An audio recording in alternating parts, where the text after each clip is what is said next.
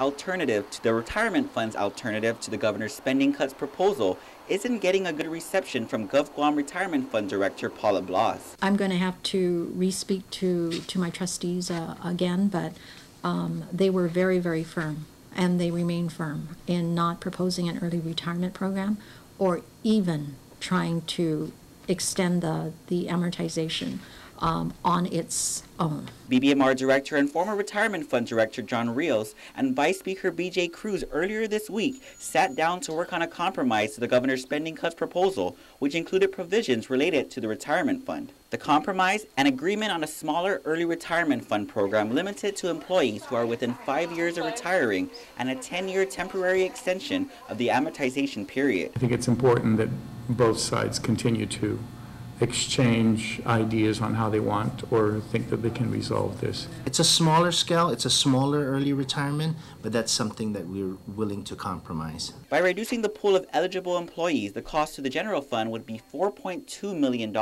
We're estimating payroll savings at about $18 million. So if it's going to cost us $4.2 million payment to the retirement fund, and we save in payroll about $18 million, there should be enough to pay it on an annual basis. In looking over the alternative to their alternative, the retirement fund did its own analysis. Blas says while a reduction in the contribution rate for a 5-year period is realized, however, on the 6th year, that contribution rate spikes over a 9% increase. So that's close to almost $40 million. Plus in additional contributions that need to be made to the fund in the 6th year. Is that something that the general fund can actually sustain? Yes, they were against it, and they're saying that it's going to cost, it's not, there's no savings for the government of Guam, but what they haven't looked at was the payroll savings that we will have.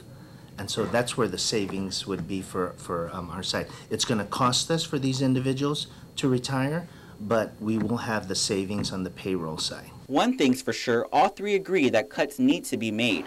Cruz, meanwhile, plans a meeting for all three next week. Reporting for Guam's News Network, I'm Ken Quintanilla.